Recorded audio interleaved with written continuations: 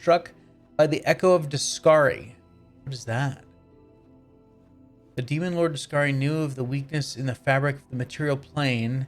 In a gambit lasting generations, the lord of the locust host established multiple cults throughout northeast Avestan, culminating in the transformation of the mightiest of his priests into the Echo of Deskari, an avatar who could bring Deskari to Sarkoris and tear a hole in reality to the rasping rifts.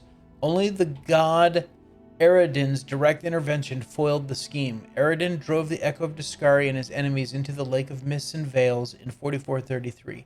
Since then, the Echo has relentlessly hated humanity and Eredin's followers in particular. Okay. Demon of terrifying power and cunning and an old enemy of mine. All my comrades perished, and the two demons set upon me like predators savaging a bird. The Echo ripped off my wing and left me to die among the bodies of those I failed to protect. And then she appeared, the architect of the Worldwound. Sometimes I'm amazed at the vast power, terrifying or benevolent, that can reside in a mortal. However, Areelu is no longer mortal. She brought me here. She treated me as much as she could, or as much as she deemed necessary. I can hardly remember those first days in the laboratory. Pain, strange magic, purple flames flickering around me. Areelu spent hours casting spells over me. I was chained the whole time, though I was too weak to fight or flee. There was nothing else for me to do but to talk to her and to try and glimpse inside that black soul. I don't know what I hoped to find in there, perhaps the smallest glimmer of light, hope that all this could be remedied. All I saw was twilight, a veil of arrogance and secrets that Areelu used to keep herself separate from the world. Her thoughts were occupied by some grand experiment. I was of little interest by comparison. When she had finished her work, she put me into a deep sleep. A healing sleep, she said. It was necessary to allow my new abominable wing to settle in. I've been in that sleep until now. Damn. All right, what's the plan? She wanted to perfect her accursed wound, the second opening as she called it. The rift was to be larger and more stable, opening a road to Golarion from new abyssal realms. What shocked me was that she talked about the disastrous consequences of her plan with total equanimity, as though they were minor details that were but a distraction from the experiment itself. I also know that her experiment required a mortal soul, perhaps a sacrifice in some dark rite that would siphon the mortal's life force and use it for perverse ends. I heard, or rather pieced together from what I overheard, that the soul belonged to a child. Areelu, like many demons and demonic spellcasters, had the ability to wrest souls from their bodies and contain them in special vessels. The vessel containing that soul was delivered to the laboratory soon after I was brought here. Areelu was unusually distressed that day. She talked to me more than usual. That's when I learned the details of her plan. I was aghast when I realized that she was discussing the soul of a child, a soul which she likely wished to sacrifice. I cannot describe the horror I felt. What's wrong with your wing? It's the work of Areelu. The wing is fully functional. Its creator isn't known as the architect for nothing, but it frightens me. There's more of the abyss in this wing than in the eyes of an enraged Baelor. It's an abomination. Camellia's eyes watch transfixed as the wing, assembled from bones and slimy film, moves in time with the angel's breathing. Her eyes drink in every articulation, every join on the moist membrane. If I were you or your commander, Angel, I would immediately order that the demonic wing be amputated. It is corruption that has been placed inside you. The consequences of it will be inescapable. You may be right, Knight, and my superiors in heaven may make the same decision. I'm sorry. I'm so sorry this happened to her. It's terrible. She should never have been. No living creature should ever be treated like that. Says the intelligent weapon. Why didn't you get out of here to summon the warriors of heaven to help you? Even the goddess cannot hear me within these walls. This place, it belongs to the abyss, not the material plane. I could not call for help, only pray for a miracle. Perhaps your arrival is the answer to that prayer. I know what it's like being cut off from everything you know, from everything that makes you who you are. The angel gazes stop on the succubus and flames blaze up in her eyes. Demon, weren't you one of my captors? The succubus instinctively bares her teeth in response and hisses threateningly. Her claws grow long and suddenly you see the old Arushale, the fearsome demon of the abyss. Stop it. Don't even think of hurting each other. You get 'em, Ember. Forgive me, I spent too long slumbering and my self-control is diminished. I should not have been hasty to deem your companion an enemy. Can you tell me anything about this place? I only know a little. Areelu once let it slip that this refuge is where she wrote the Lexicon of Paradox, the book of dark magic containing the secret to the Worldwound's creation. That means this place is older than the wound itself. Areelu must have created at least part of it before her great atrocity. I was astonished at the strange way she seemed to speak of this laboratory. It was as if she was despised this place, yet she tried not to show it. There was a moment when I wondered if this hatred was a sign of her contrition, but I was mistaken. Areelu is incapable of feeling contrite, even for a heartbeat.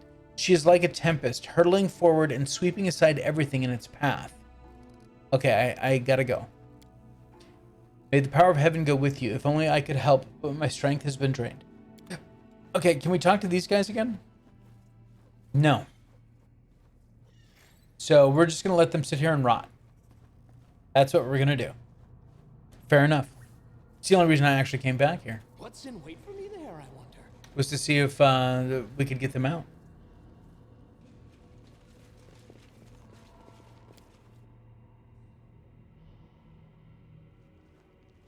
All right. And now we're back down here. And the rift is in this location. I sure hope I got everything. I don't think I missed anything, though.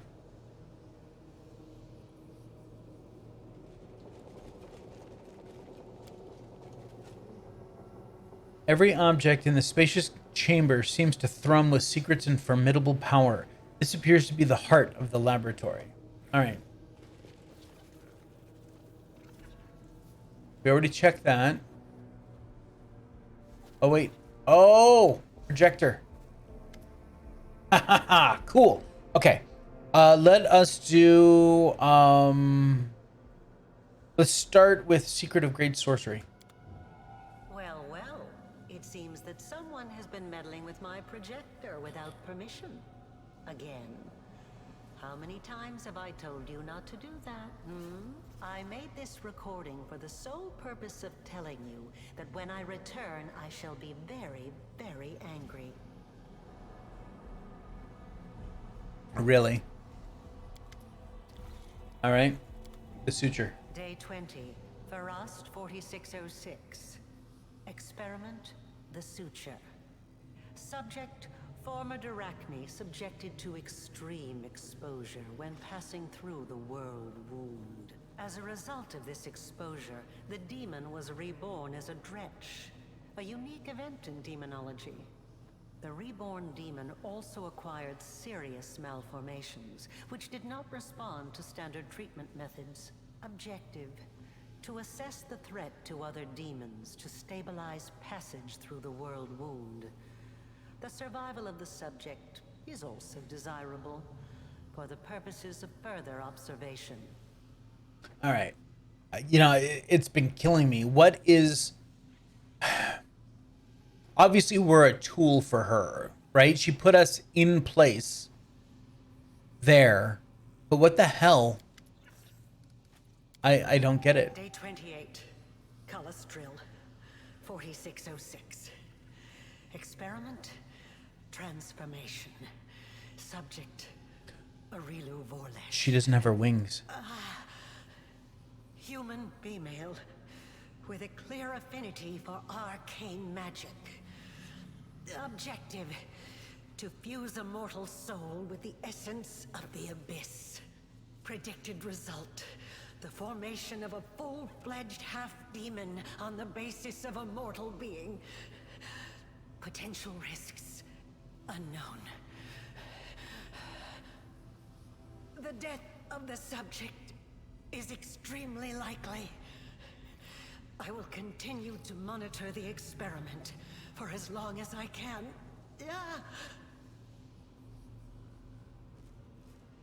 Wow. Okay, very cool. Learned something new there, huh? Nothing else to interact with. I'm being triply sure here. Okay. This way. We already went through that door, yes? No, we did not.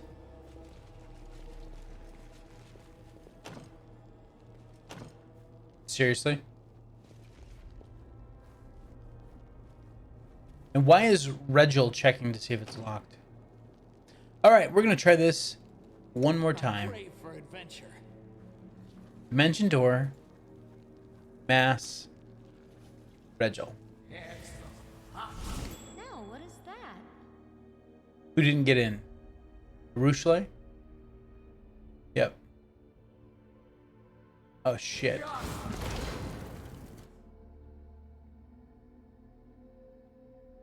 𝐂𝐡𝐚𝐧𝐬𝐿 Marauder.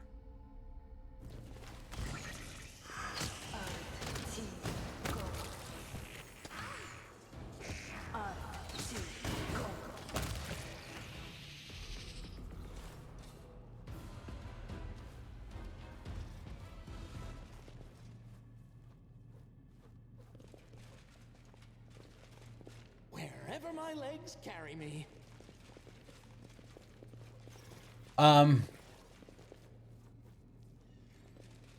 Were we not supposed to get in this room?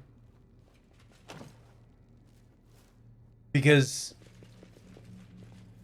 I'm guessing we weren't supposed to get in this room.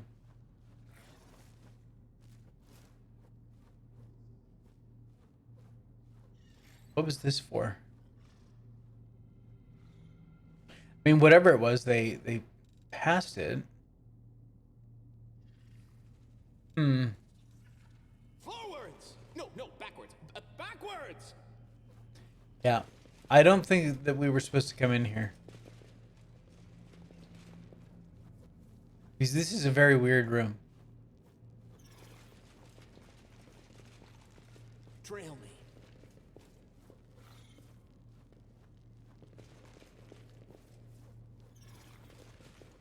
Alright, let's try this again.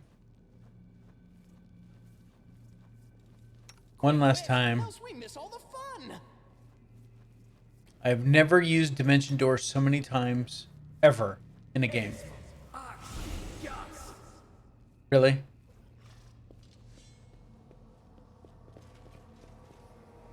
Did we...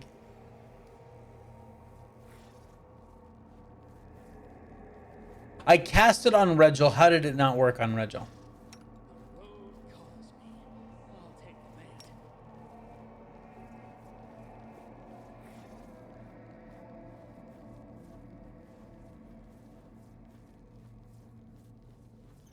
This makes me sad. Oh my god. Okay.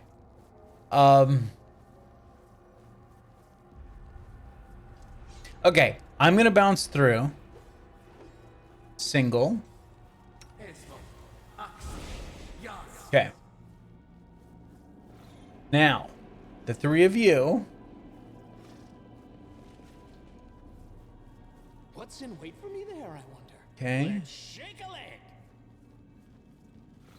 There we go. Shall we move? We shall move.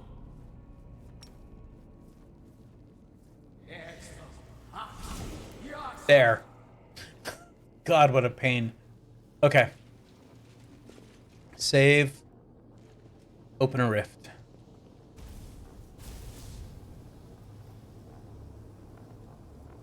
To the hut. Like Pizza Hut?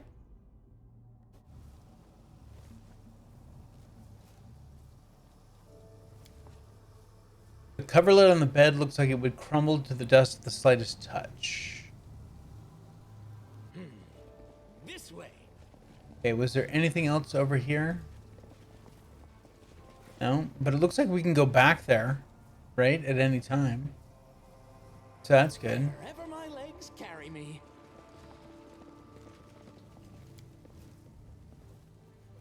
Old cauldron, okay. Well, that was fun. And it's raining blood again. Fantastico. What did you see? Ah, over here, okay.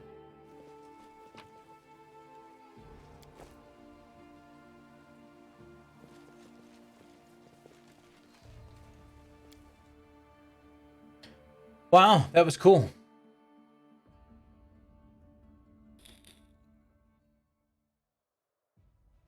Oh, and now it's actually marked Areelu's laboratory. Perfect. Okay. So we've been to the Longhouse. We can't do the Heart of Mystery yet. The Fouled Barrows. What's clicking here? Religious Feast is done. Cool. Let's see. The Wicked Dope. So it's all based on relics now, right? Everything else is tied up. Yep, can't do that. Can't rank up yet. Studying the Sword of Valor. We need to do that. Oh my god, we need to do that. Okay. Let's start here. Make the quarterstaff of dope. That's a dope quarterstaff. Yeah, I deserve that. Alright, distill the dope. Banish the dope. Wow. Or we can make branded mail of dope. Banded armor. Ferocity as per the universal monster rule. Whenever the wearer of this +4 banded armor is hit. Okay, +2 quarterstaff. Whenever you don't have full HP, anytime you cast a spell on an ally, you gain fast healing 5. +3 quarterstaff. Whenever you cast the same spell 3 times in a row, your next spell becomes empowered as though using the empower spell feat, and maximized as using the maximize spell feat. That's actually really cool. A maximized empowered spell. Let's see. Maximize is 3 level gain. Empower is a 2 level gain. So if you cast, let's say, I don't know, a 9th level spell, maximized, you would have to be a caster level 14, which, not caster level. But anyway, yeah, it would be essentially as casting it as a 14th level spell. That's insane. I like that. We could give that to Ember or to myself. So, okay, so that's that. That's the dope. The dirty squealer. Hey, leave squealer out of this. We already read this one of the faceless. The fate of the attractive impulse. Let's see. We could do metamagic rods. Devouring lust. What can we do with gloves? Whenever the wearer of these gloves confirms a critical hit with any bow, the enemy starts losing mind, thus suffering a -1. Okay. Whenever the wearer of these gloves lands a melee touch attack, enemy must pass a will saving throw. Now, the gloves don't sound very good. Modify up to 6 spells per day so that in addition to their main effect, they affect the target with a dominate person spell. Or the rod grants you the ability to modify up to 6 spells per day so that the energy type of the damage they deal changes to unholy. The modified spell also becomes maximized. Greater rods can be used. I think that's the one we'd want to do.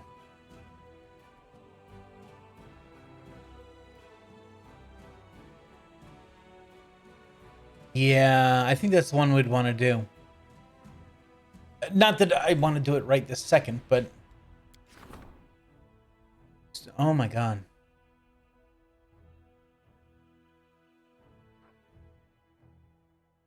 Whenever the wearer's fighting defensively and lands a first attack... Oh yeah, we read this one. All summon spells, yeah. Yep, we read that one already. Voracious Jumble.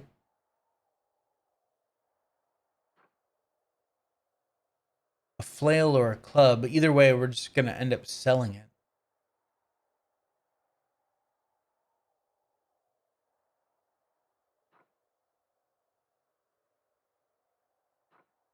Because no one's using a club or a flail. Oh, while wielding this +2 speed weapon, you can never be flat-footed. If you kill using this weapon, you become immune to all eyesight effects for 1d4 rounds. Its tiny eyes are moving, constantly searching for prey. Whenever the wielder vicious weapon lands a hit, who doesn't wield any weapon, it must pass a fort. 1 round, its claws or other natural weapons are deformed, thus suffering a -6 damage to attack. Wow. Faultless Daybreak.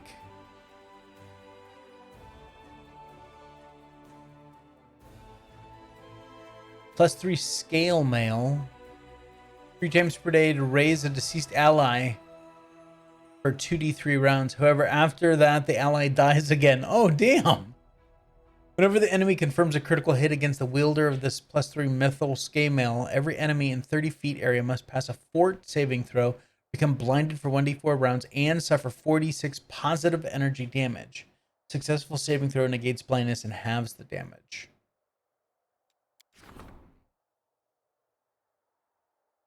So we can make padded armor or a shirt.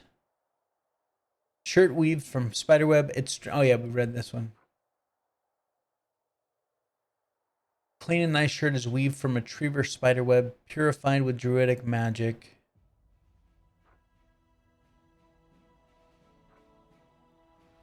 +4 padded armor is very stiff. The wearer suffers a 2 penalty to attack rolls and constitution score. However, the wearer gets electricity resistance 30. If they suffer any electrical damage, the armor becomes infused with electricity. For the next round, the wearer attacks deal an additional 1d12 electric damage, and the spells with the electric descriptor they cast become quickened. +3 padded armor is finally done. Using a bit of leather, webs, and teeth, it grants the wearer +2 morale bonus to dexterity. Morale is very, very difficult to have on for a dex bonus. You typically don't see that. So a short spear or null.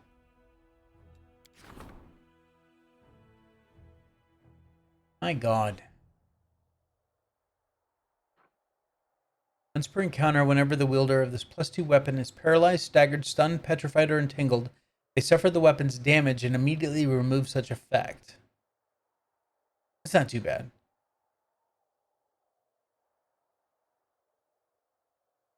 We wouldn't use any of these, I don't think.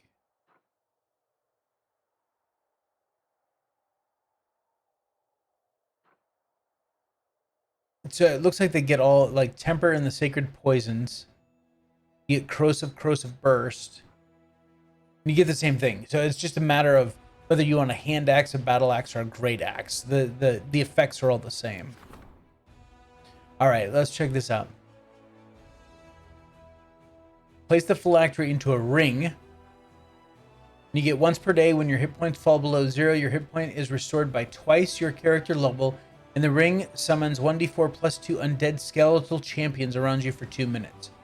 Or you bound a part of your soul to the ring. You gain a +4 bonus to saving throws against mind-affecting effects, but a -2 penalty to saves against poison, elemental, paralyzing, and movement impairing effects. As a free action, you can lose HP equal to half your level to grant target creature a +2 bonus to attack rolls and transform their damage type into force for 1 round. Or a scythe. That might be kind of interesting. Or we just make it into a scythe and sell it. Is it worth it? See, is paying the 1,000 finance points and the 100 material points worth it? I think it is. Because 1,000, yeah, I bet you the cost, right? Or what it would cost, but we could get it for 13,750 is much more than the 1,000 plus 100 material points. Let's check this one. All right, so this is the Crest of the Fallen Knight. So you get a belt. Wearing the belt, a monk can spend no. You can cover yourself in invisible corrupted fire. Under its effect, all your fire spells deal an additional 2d6 unholy damage. You become immune to fire damage, but gain weakness to cold and holy damage. Hmm.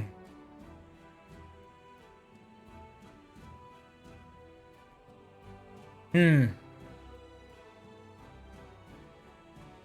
Wow. Check this out. +2 chainmail grants the wearer +2 sacred bonus to fortify saving throws. The wearer can choose to oh, that's weird. Weirdly. The wearer can choose to you can suffer a -2 penalty to AC to grant all party members a +1 bonus to AC. While under this effect, enemy that's attacking the wearer must pass a reflex saving throw or suffer 3d4 points of piercing damage. Partially absorbs magic from chaotic or evil creatures. When such creatures attack the wearer with magic for the next 2 rounds, wearer gains a +2 profane bonus to attack and damage rolls. Caster level checks made to overcome spell resistance. When this effect ends, the first attack the wearer makes suffers -4 penalty. Okay, or make it a short sword. Lands a hit, enemy must pass a reflex, or wound becomes covered in fine emeralds for 5 minutes. Though the enemy becomes immune to bleeding, they suffer a -2 penalty to reflex saving throws. All critical hits against this creature deal an additional 3d6 piercing damage. Interesting. Or the +2 short swords glowing with an invisible flame. Once per day, you can charge both weapons in your hands with the flame for 10 minutes. Each hit with any of these weapons deals an additional 3d6 unholy damage on hit. I think I'd want to make the Melander's Insult.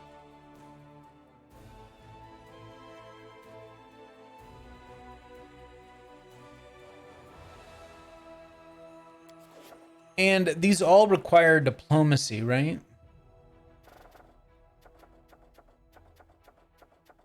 Yeah, they all, and we have nothing else going for diplomacy.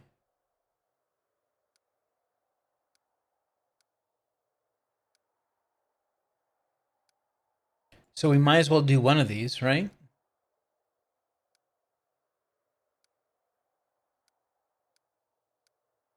How is the campaign going? Oh, we can move again. Good.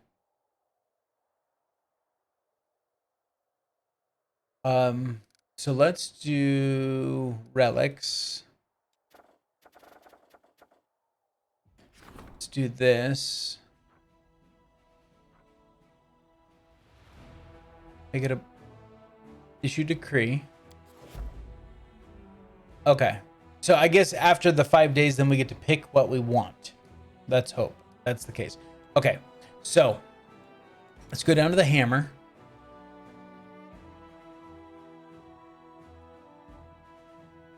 We've covered. Let's come up here.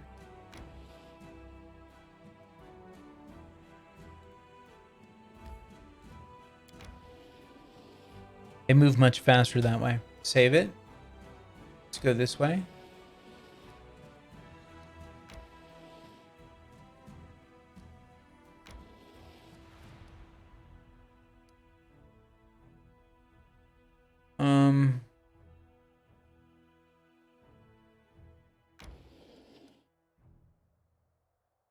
Do I want to take this? Oh, I can't right now anyway. I have no moves left. All right, backups. Where are you guys? I don't want to head to this demon army just yet. Oh, okay.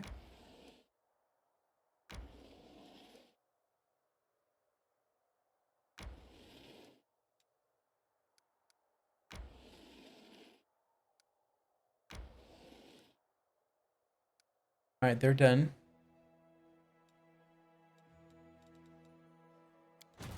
Let's get B team reinforcements moving this direction. Yeah, we'll have them come here.